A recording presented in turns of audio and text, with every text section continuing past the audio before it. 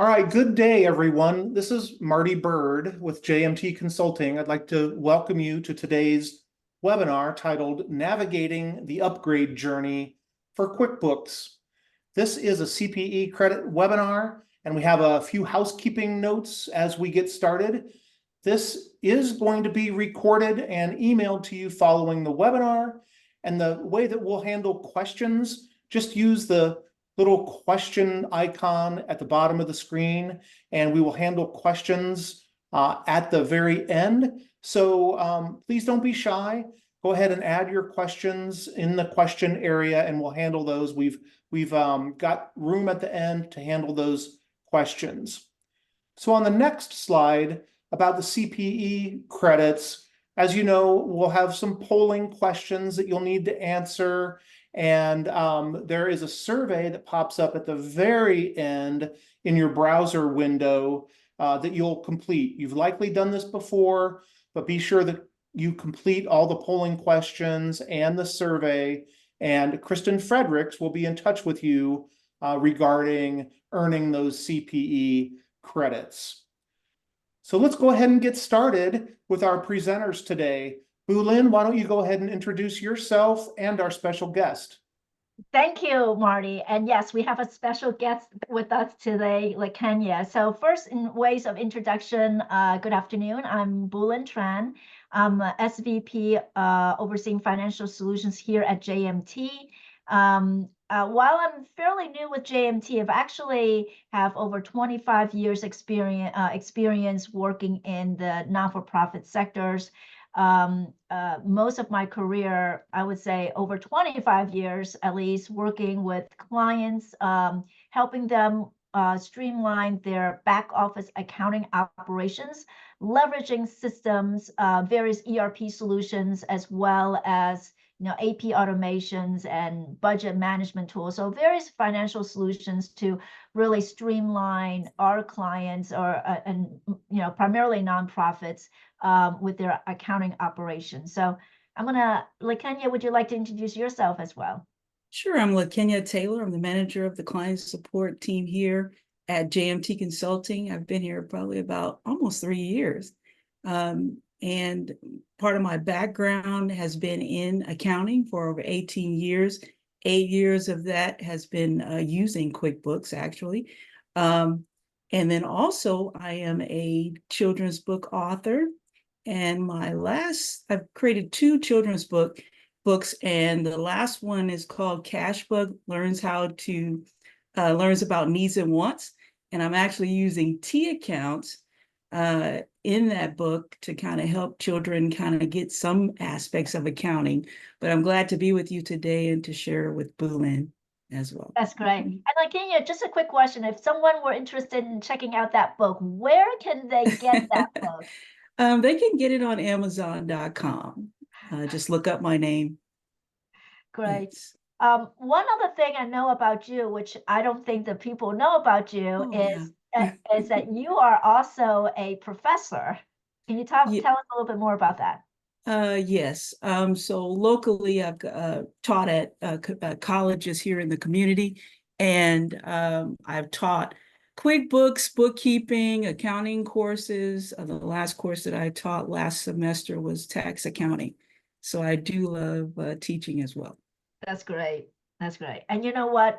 So this series and this webinar, we do a lot of webinars. So this is one of many series of webinars that JMT does. And this is part of the JMT University. So it is all about learning. So hopefully everyone here will be able to take something from this presentation.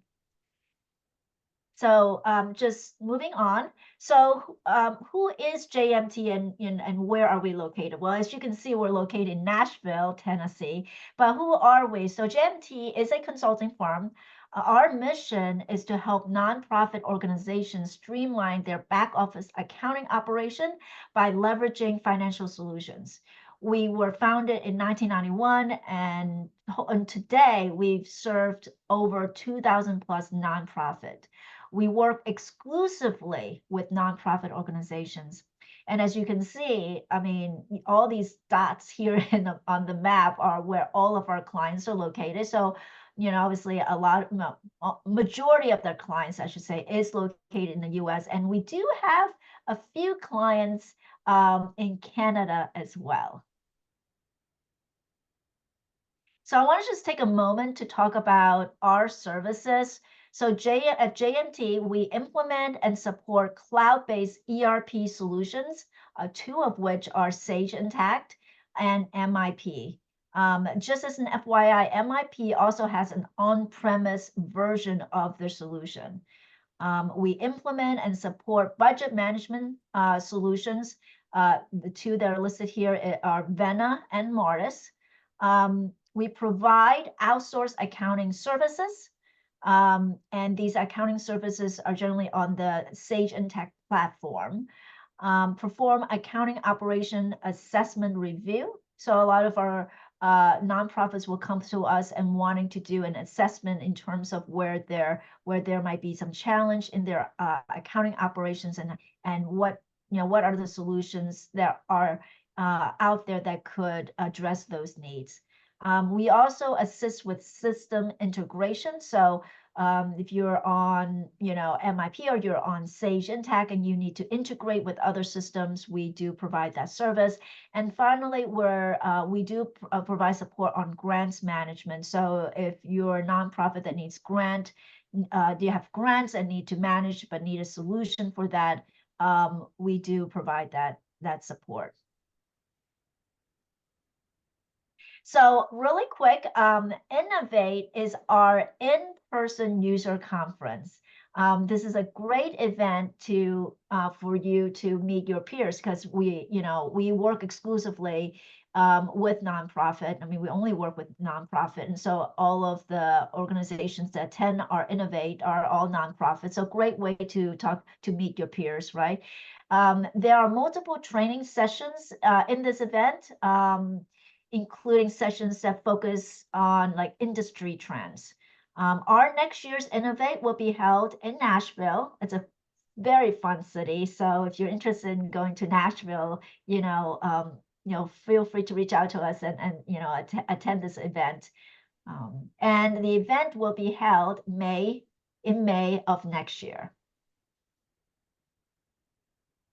So this is a CPE accredited webinar, so we do have some learning objectives. So the learning objectives are: uncover the constraints and challenges with QuickBooks, examine upgrade options and their benefits for QuickBooks users, from streamlined automations to enhance financial reporting, all aimed at reducing monthly closing time.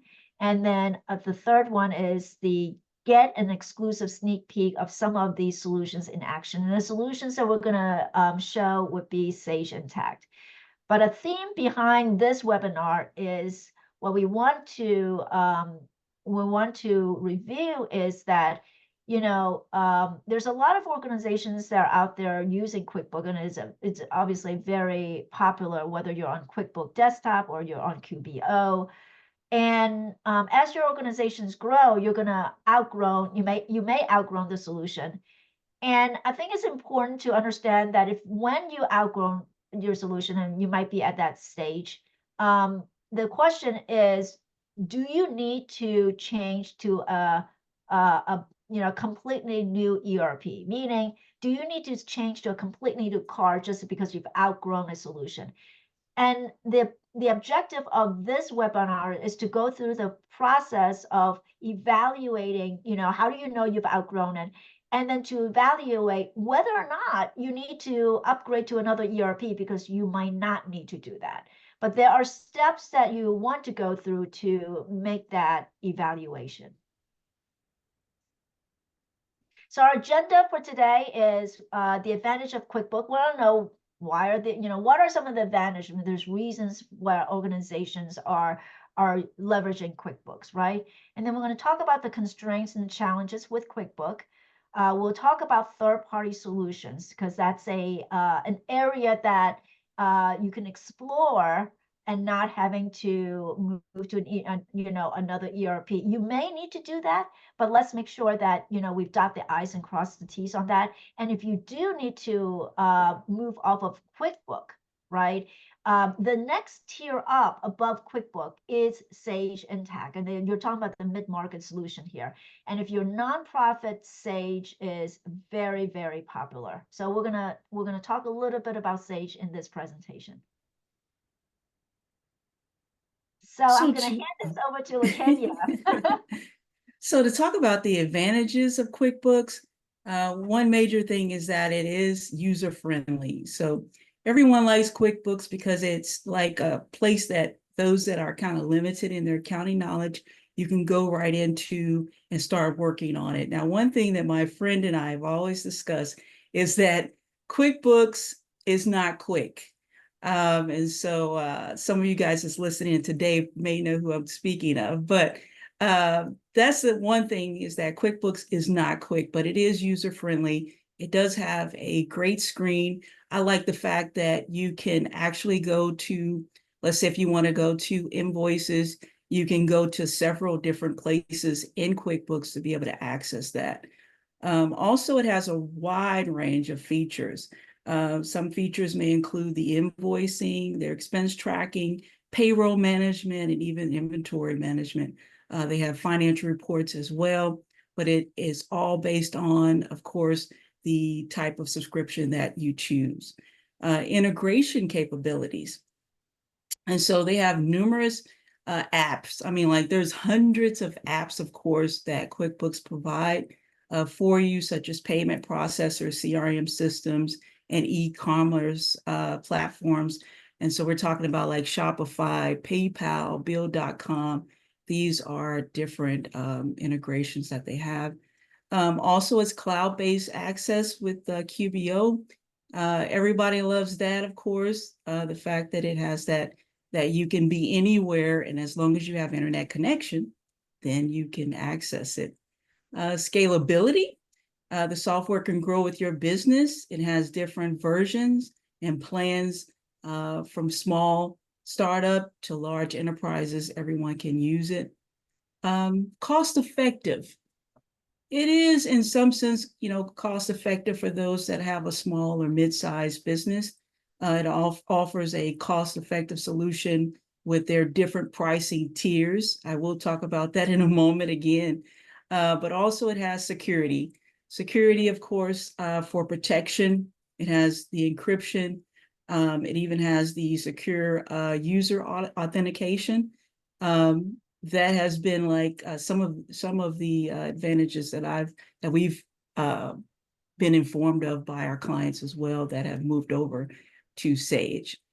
Let's move to the next slide. Oh, go ahead. I was going to mention when it comes to security, I want to be clear on this, because there is a QuickBook Online and there's a QuickBook Desktop, right? Right. So the QuickBook Desktop, you're going to install it somewhere. So with QuickBook Desktop, it's going to be as secure as however secure your environment is, right? So you could have QuickBook Desktop install in your closet, on that server in that closet, right? And so the security that LaKenya had just mentioned is more for the QuickBook Online version. So I just wanted to just clarify that. Thank you for that. Yeah. And then also QuickBooks has challenges. Some of the challenges are limited reporting capabilities. It has high reliance on Excel, but also with the imports, that's another thing that is limited on with reporting. And then limited features, you got credit card expense reports, procure to pay, as well as it has limited features such as the multi-entity, and we'll go into that a little bit further. And then limited scalability. So unable to meet complex accounting needs, but also is limited to its modules beyond like the core, the initial setup that you would have in QuickBooks. And then limited user security. You kind of like brought up about security. But also, one of the elements that I also have noticed is that challenge. They have a challenge as it relates to the cost. And what I mean by that is that for some reason, QuickBooks will change the price on you rather quickly. I think, like I was thinking about one organization that I work with, it changed at least 3 or 4 times while over a certain, I think it was about 3 or 4 year period, it had changed about 3 times, 3 or 4 times the pricing. So that's another challenge that clients have faced as well, is that you don't know when the price is going to change. It could just change on you. Then they're going to send you an email and let you know that the price has changed. So I send it back over to you, Lynn. All right. So a couple of things I just wanted to mention here. This is not all inclusive, of course. I mean, the challenges that we put in here are just, what we hear are, from our clients or just organizations, that we work with, right? So, you might, if you're on QuickBooks, you might have a set of, challenges as well that are not listed here. I'm going to pause right now because I wanted to, we have our first polling questions. I just realized our polling questions have not been in part of this deck. So let's bring up our first polling question. And you do need to answer these polling questions in order to get the CPE credits.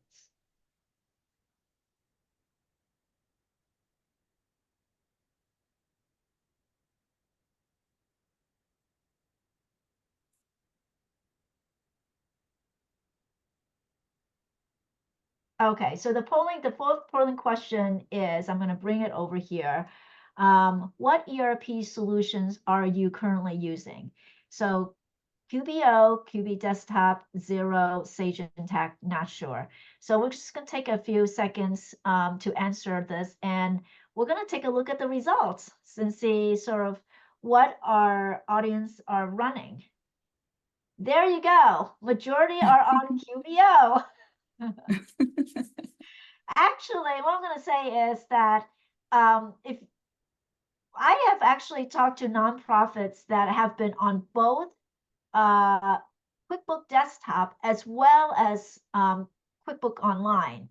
And what I've heard is that the desktop version, I don't know, Kenya, if you've heard this, but the desktop version actually has more functionality than the QuickBooks Online. But I don't know if you guys have heard that September of 2024, I saw in an article that QuickBooks Desktop is ending for new subscribers. Oh, wow. Yeah, so I don't know, you might want to look into making that change if you have that. Well, that's because a lot of the QuickBooks Desktop are moving to QuickBooks Online, right? Correct, So they don't have to manage the application. Because let's face it, if you put your QuickBooks, I don't know where you would install your QuickBooks, but God forbid if that server goes down, right? Or it crashes, right? And you don't have a backup of that. I mean, that you've just basically lost everything. So moving on. So where do we start? So let's just say that if you have, feel like you have a lot of challenge with QuickBooks, and we've just talked about those challenges. So where do we start? So we start with documenting your pain points and challenge. So you want to go through sort of a process to identify what are your challenges. So you don't have to go crazy on this. We're not writing a book here, but you do want to identify, what are your major pain points, and then or challenges, and then from there you wanted to also document what are your requirements. I mean, what do you want the system to be able to do? So again, identify your key requirements, and then you want to research the solutions and options. So where do you start? A place that I recommend organization to start is talk to your peers. right? So there's a lot of nonprofits out there, probably lots of nonprofits that are similar to you, and you probably know your peers already. So reach out to your peers who are like you. They may be controllers or CFO, director of finance. What are they doing in terms of managing their operations? What systems are they running? What kind of challenges do they have? So that's a great way to start your research.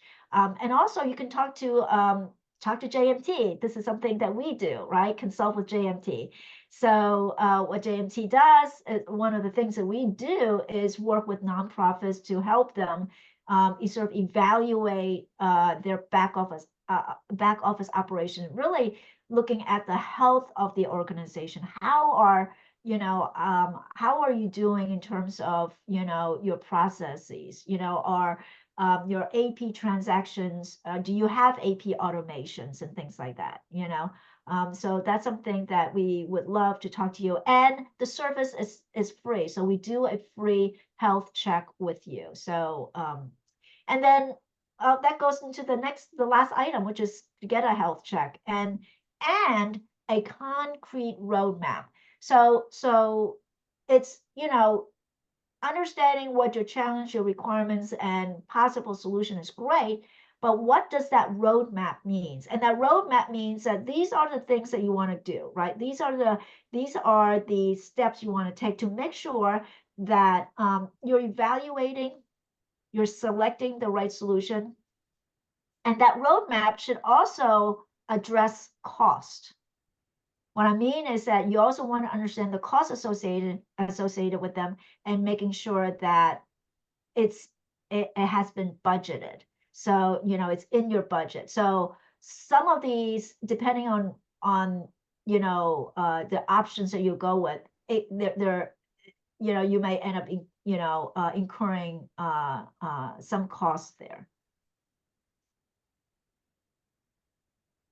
So what we're going to do is we're going to pause, and then we're going to have another polling questions. So so we have a total of 4 polling questions.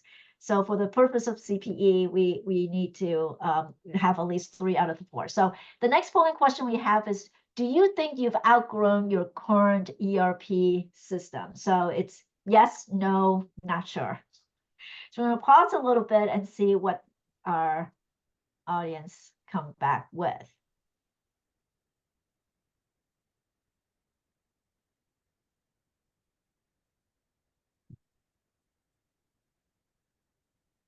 And just as an FYI, I just came back from the AICPA conference here. It was held here. It was a national, or for nonprofit. It was here in the DC area. And I've spoken a lot, to various nonprofit, and a good handful of them are also on QuickBooks. And they've shared with us, they share with me some of their issues, and one major area is reporting. Okay, it's great. So some feel like they've outgrown their QuickBooks, and other, we've got 44% that says no, that's great. And then some are not sure. So let me say this: if QuickBooks is meeting your needs, right, you should absolutely stay with QuickBooks. I've always encouraged clients that if QuickBooks is meeting your needs, you should stay with QuickBooks. And the reason is QuickBooks is very in my opinion, if you compare what's in the market, QuickBooks is very inexpensive. So if you can stay with an inexpensive solution that can meet your needs, then absolutely stay with it. However, if you feel like you're not getting what you need, so that means you've outgrown your system, then you should start evaluating in terms of what's out there.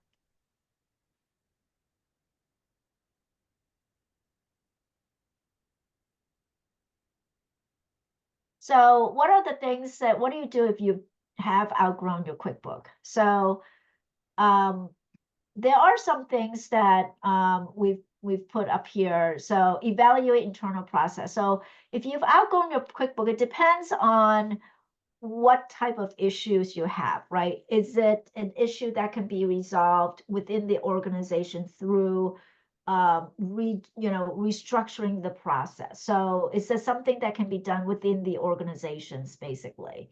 So that's probably the maybe, I don't know if I would say that's the easiest. It depends on what kind of change you're putting in place, but it's usually the less costly. I'm talking about hard dollars. It's usually the less costly options there. So, but a lot of times that really isn't an option because it's just not doing what you need. So then the other option are looking at other QuickBook modules. So that could be an option because QuickBook does have a lot of functionality you might not be aware of or you might not be using. So that could be another option. The third option would be to look at third-party solution.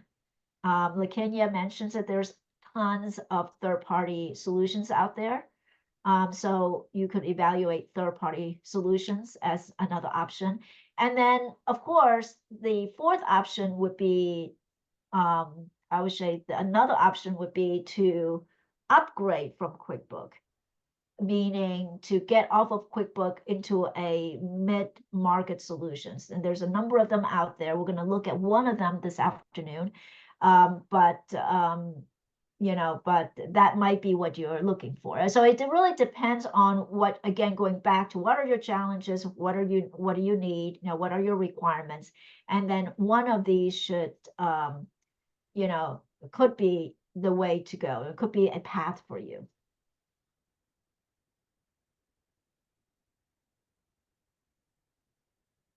So there are some third party. What we've done is we put together sort of what are some of the third party solutions that is in the market today. In a few minutes, I'm gonna go into QuickBooks and we're gonna go to where you can find these apps.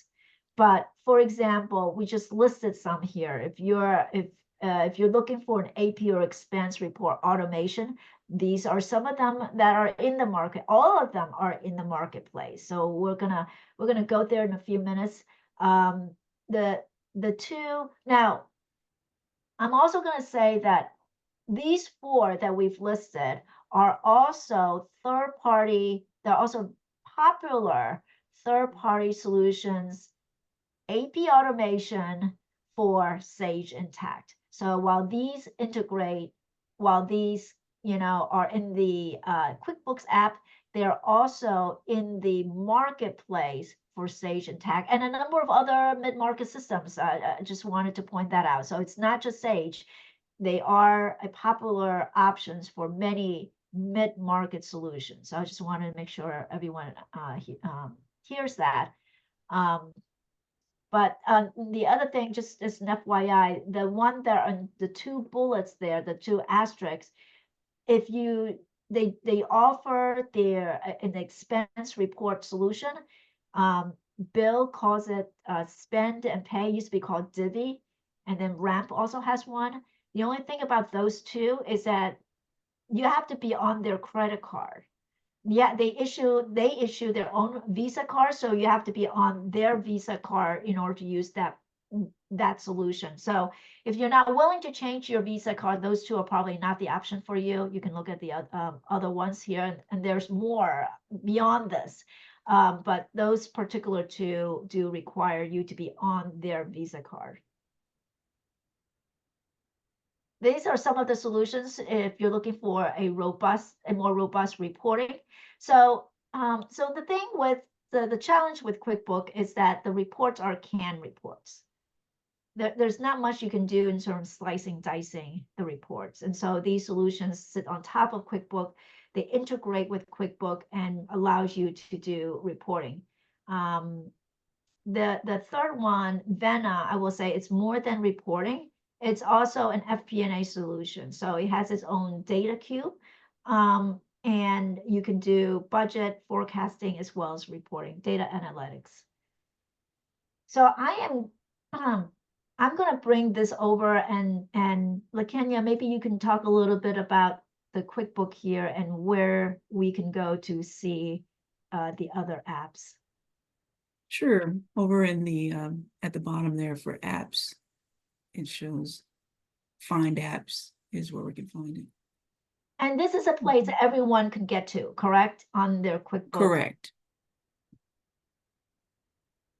So here are the QuickBook, and then you can search for it from here, correct? That's correct. Let's So just we're say- using a sample company here.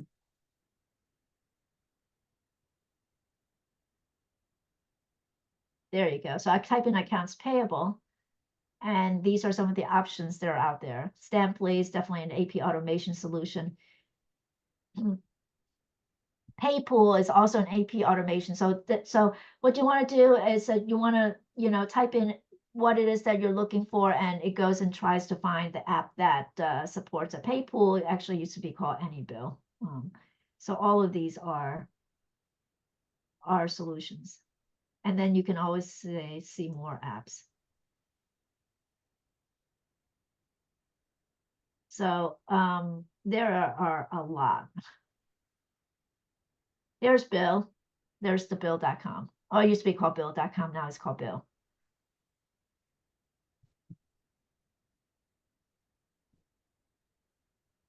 All right, so I am going to move this.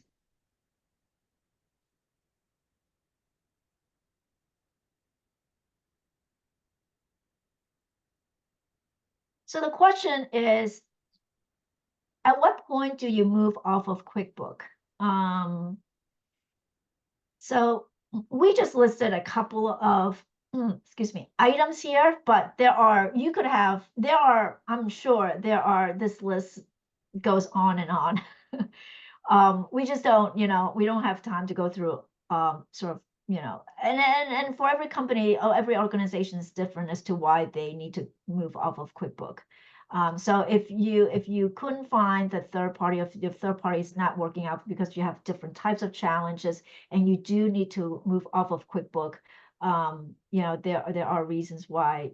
These are some of the reasons why you might need to move to a mid-market,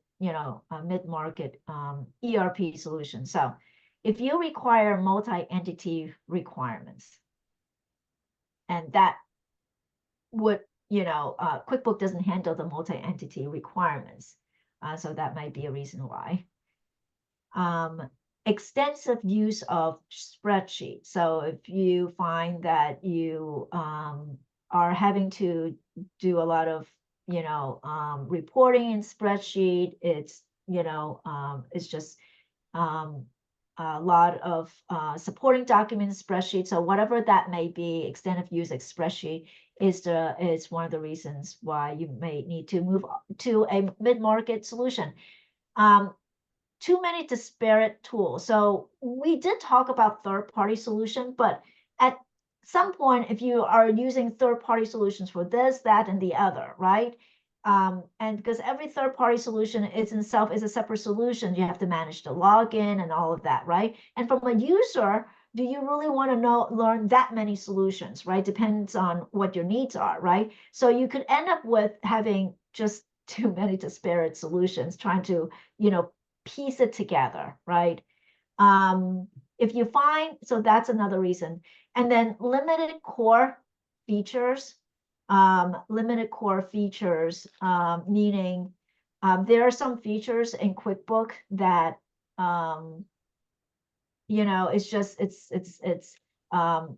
there's just not much you can do about it. Like, do you think you can maybe give an example of one that, is maybe limited in QuickBook? I'm just. Like I mentioned I mentioned before, one of them that we mentioned was the credit card. That was one of the features that we mentioned. That's also, and then expense reports. So those are some of the limited core features as well. Let's see, what was another one that I was thinking about? I was just thinking about, like,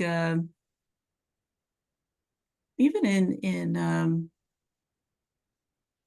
don't know, that's all I can think about right now. Yeah, I'm and I trying to think think of another several. one, the one that I'm thinking about that I do get some feedback is when you have to void a transaction, it goes back to the date of the invoice and not, so you might, let's just say that you enter a transaction in 1 month, right? Mhm. And then in the next month, let's say you need to void that transaction, it goes back to, and you've already closed the book, it goes back to that original date of that invoice instead of, no, I want to void it in Today's this date. month, Mhm. today's date. That is, I know I've had like multiple clients have complained, to me about that. It's just, because that becomes, so then you don't really have a clean, cutoff, right? Because Mhm. you're going back and you've already issued financials, so you really don't want to update last month's number. I know that is like a classic example, I think, of, some of that limitation there. And then also, of course, with nonprofit, grant is a big deal. So if you're grant funded, right? A lot of folks that are on QuickBooks that are grant funded, they need to manage their grants outside of the system, basically in Excel. So, and when we talk about grants management, we're not talking about just the financial part of it. We're also talking about the non-financial part of the grants management as well. So, and there's a lot of information on that you're managing on the non-financial side. So it's not just the financial side. And while you can get creative with QuickBooks, meaning you can use a class and just slice it and dice it in so many ways, like, you can kind of like build a tree around that, but it becomes very hard to maintain, I think, over time. So I wanted to just, I think, launch our next polling question, just so that I wanted to make sure we get these polling questions out.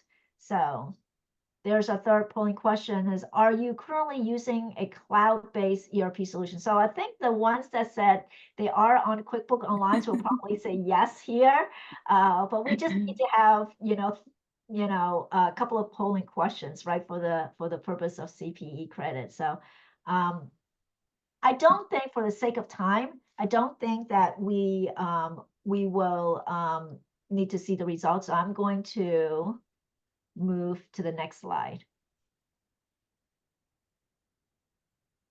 All right. So we wanted to give you sort of a sneak peek of Sage Intacct.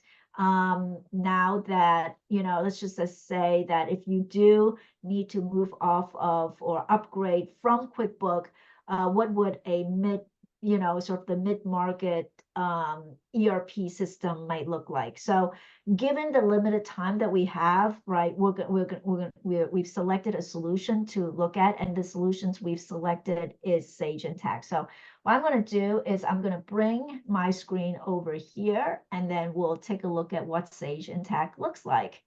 So I do have multiple screens here, so I'm not necessarily looking at my camera. Apologize for that.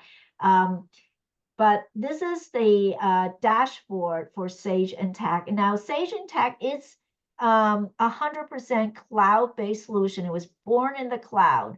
And so what you would do is you just, log into Sage, and then you are at a landing page.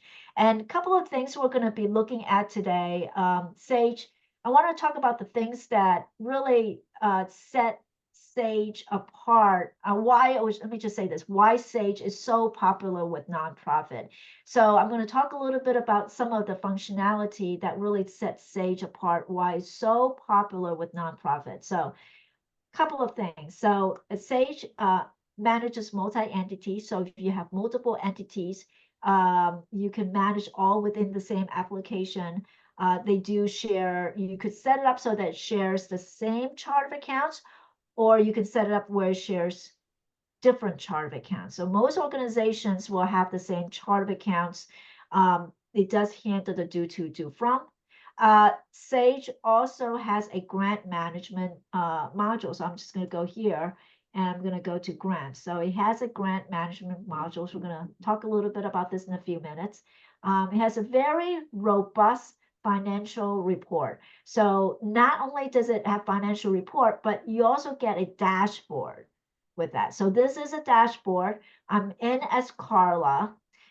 In this dashboard, Carla could have access to multiple dashboards if she wants to. She has access to CFO, could be a controller dashboard. And in this dashboard, she has filters here. And her filters allowed her to filter on various programs or departments. So she can look at, for example, she can look at, program A or any of these programs, right? The health system strengthening program. She can, and then she can also filter this by grant. So they've got multiple grants here that she can filter. So if she selects on certain grants, what happens when she filters on that grant, the entire dashboard is only for that grant, whatever that she filters on. So I just want to spend just quickly, just a few minutes going over what you can put on a dashboard, because the dashboard is really a great way for you to have self-service capabilities. So really quick, you've got things like that you can put here are what they call performance card or KPI. You can put out reports. This is actually a financial report. This financial report was built to show the data graphically. So you could toggle between the data and the report, and then you can drill right into this report and see the data. I'm going to show you how the navigation. And if you're QuickBook, I think most of folks on these webinars are QuickBook user. If you're a QuickBook user, you'll see that the user experience within Sage is very similar to QuickBook, meaning you click, click, click, and you drill into the details. And let me say this, that was designed on purpose. This is, and the reason they did, and one thing to note is there's a person at Sage Intacct, his name is Dan Miller. He is a key architect of Sage Intacct. And where did Dan come from? Dan actually came from Intuit. And Intuit is the company that built QuickBooks. So what you're seeing is some of the things that he brought from Intuit, like his experience, and put it into this system. That's why when we're looking at this and we're drilling into, I'm going to expand on the navigation here. That's why when you go into this, it has that QuickBook feel. And it's because of his background, bringing that experience into this solution. So, everything in blue, you can drill right into it, right? So you still have the 12-month trend, but obviously the expenses has been expanded. I have a lot of items here, my expense, and everything in blue, you can drill right into it. So if we look at, let's say, office supplies here, this 135,000, I can click on that. And here it gives me details to the detail GL, right? I'm here in detail. And look at what I'm seeing. I can see all the transactions in my detail GL. I can see the date. I can see the description. I can see which company this was for. I can see, for example, what program, who was the vendors. This came from accounts payable. What's my grant? Was it restricted or unrestricted, right? Because we're in the nonprofit world, that information is vital. And I'm not at the end of this, I'm not at the lowest level. So what I want to do is, if I click on, let's say, this amount here, the 700, this came from accounts payable journal, and I'm going to drill into the lowest level. So my internet today, for some reason, has been a little bit sluggish. So okay, there you go. So here I am at the lowest level. This is the actual bill. And there's a couple of things. You've got the header. I mean, you've got the overall, so it tells you this is a very old bill, 908 days overdue, and it's been posted, it's not been paid. And if it was paid, you would have seen the stamp paid right here. You've got the header. there is an attachment. You can attach documents here so you can see the invoice right there. And if you have multiple documents associated with this, it'll give you the list of your documents. You can click on which one that you want to see. And then, of course, you have the distribution. Let me say this, the accounts payable, or the accounts payable has AP automation. So AP, there's a AP automation that's wrapped around this the system. What that means is that you can send your invoices either directly to Sage, or you can load the invoice. What Sage is going to do is going to scan your invoice and pre-populate all this data for you. And matter of fact, it will even code it for you. So you're wondering, well, how does Sage know how to code my invoices? Well, Sage leverage AI capability, and what AI is doing is going to look at all your historical data as associated with this vendor, and it's going to make its best guesstimate in terms of how this invoice should be coded. So all that is part of this AP automation. And then what you'll do is you'll submit it. So you'll submit the invoice for approval. And there's flexibility in terms of how you wanted to design that workflow. So I'm going to navigate out of this. And I know that we only have a few minutes left, so I wanted to make sure we address some of these other features. I mentioned that there's a grants component, so I just wanted to quickly go there. So Sage does have a grant module, and the one thing I will say is with a grant is that there's a lot of information that you could track in this grant. So we're going to pull it up so you can see what information that you can track on the grant. Again, my internet is sluggish, so I'm just watching the water boil, which is very painful. It was happening to me earlier today when I was doing a presentation. So what I'm going to do is I'm going to pull another person. One of the things you can do with Sage is that you can have different browsers come up, right? So you can you could be in one place in one browser, in one screen here, and you can be in another place over here. So there you go, finally. So inside the grant, look at all the information that you can track, right? And there's just a lot of information. But one thing I wanted to mention is the grants management allows you to track grants from cradle to grave. Okay, and that's because it has this thing called status.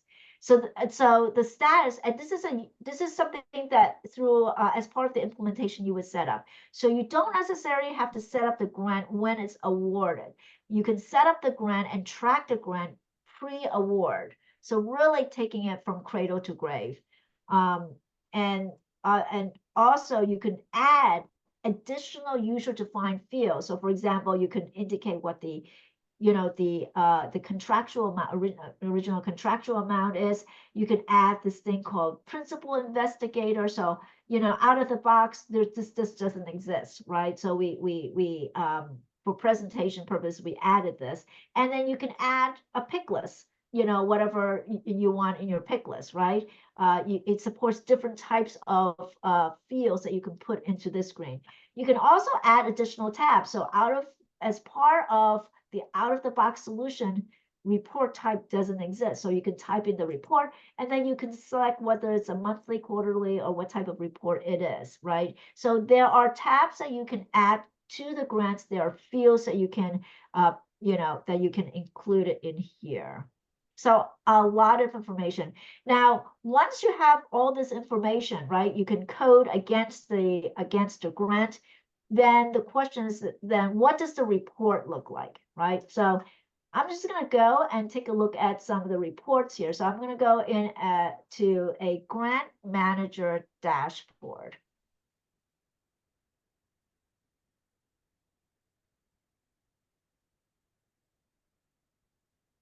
This is still loading.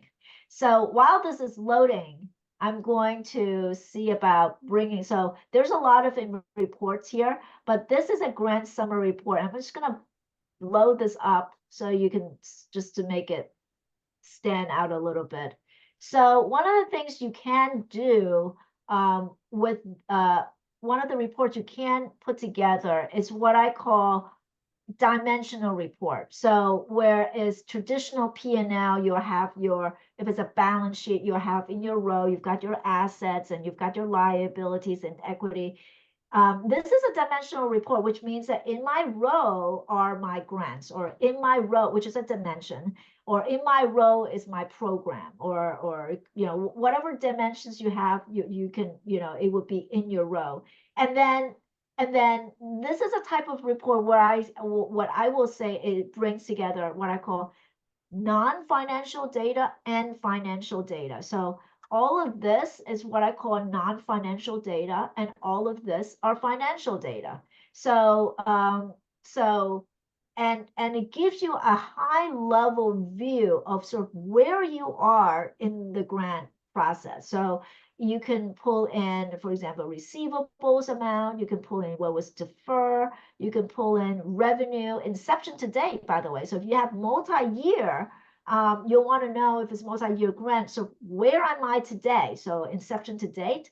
Cost, you want to see what inception to date cost might be. And this is labor costs. So you can see what it is for labor costs. You can see what it is for non-labor costs, your total costs. What's your gross profit on this, or gross margin? What is the amount remaining? So if you've already spent this, and your award amount is this is all that's left for you to spend.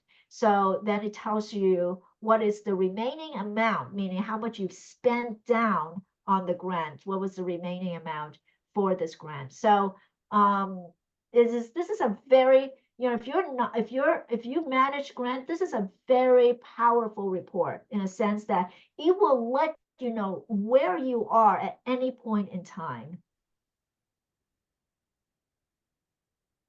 So a couple, you know, there's so much in this solution. We're just not going to be able to go through all of it, but I do want to share with you sort of some of this report. And you know, this report, it's cloud-based, obviously, and you know, your program, you know, your program managers or grant managers will be able to access this report and know exactly where they are.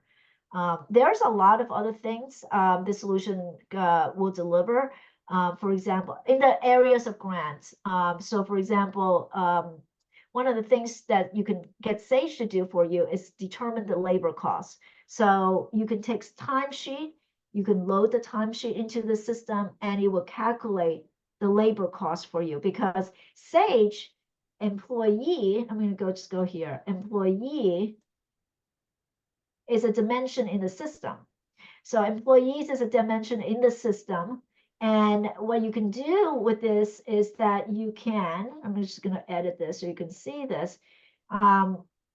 What you can do here is that you can load their salary. So you can set up earnings type as salaries or hourly, and then you can track their salaries or hourly rate here. And once you load the timesheet, and in the timesheet you said, okay, Carla works, you know, 8 hours on this grant, but the next day she works 9 hours on this other grant, and so forth and so forth. So once you complete the timesheets, you post it, it will calculate, it will post not just the time, the hours, but it will also calculate the labor cost that's associated with that timesheet, because it knows the salaries. So there's a lot of functionality that's packed into this solution.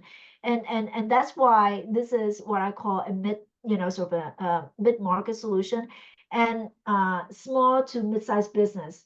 The small to mid SMB, the SMB market, you know, where Sage sits, is huge. It's just huge. So you can have organizations that are, you know, 200, you know, in a 200 million, 300 million that's running on Sage. You can have a nonprofit that is 4 million that is running on Sage. And you know, a lot of times when I'm talking to clients, one of the popular questions I get asked is, at what level of revenue should I start thinking about upgrading from QuickBooks?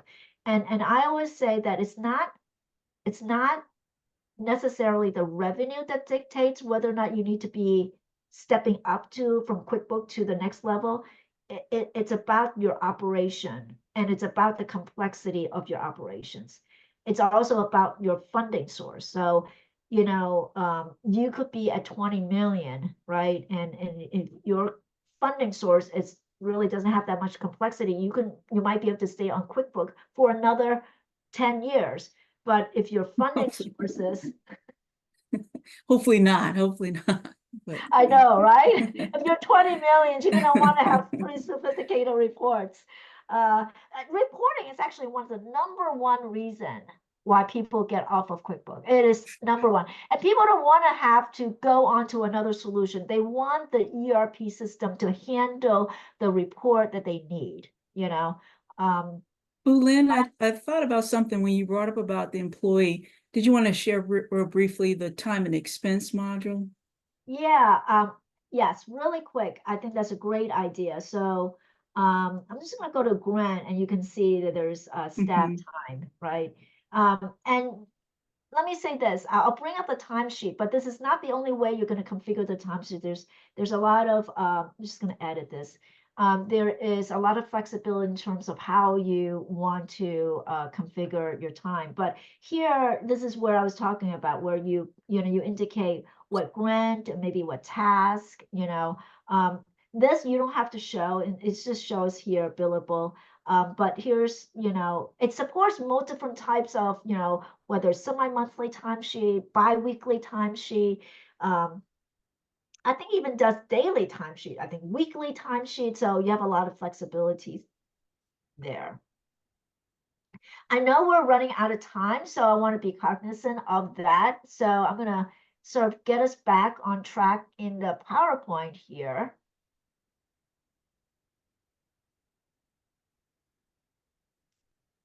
I know we didn't go through all of these, but because our time is actually up. So before we end, I think we have one more polling question. So let's we're not going to show it here, but we're going to bring it up. So so just if you haven't answered that polling question, go ahead and answer that, and then but we're going to move forward. So as I mentioned when we started the presentation, that is, JMT is very committed to putting out educational materials to the nonprofit community, and we do it through the JMT University. And so you can see that we have a couple of upcoming webinars. So the next one we have, it really talks to about leveraging cloud solutions for modern budgeting and forecasting. And that is on July the 31st, where we are going to look at how Sage has a really robust modules on, budgeting and forecasting. So that's going to be what that is about. On August 22nd, we're going to have the Sage Intact 2024 R3 releases. So this is part of a Stay Ahead program, where we go through, and this is a technical webinar. So Sage does releases on its new functionality on a quarterly basis. Every time there's a release, we put together a webinar like this, where we go through the new functionality of Sage. So like I said, it's a technical webinar, but if you're interested in learning more about the solution, please register for that event. And then in September, we are going to have a webinar on paperless audit. So how do you leverage your ERP solutions for a paperless audit? And so Sage is actually designed for paperless audit. So we're going to go through that process. So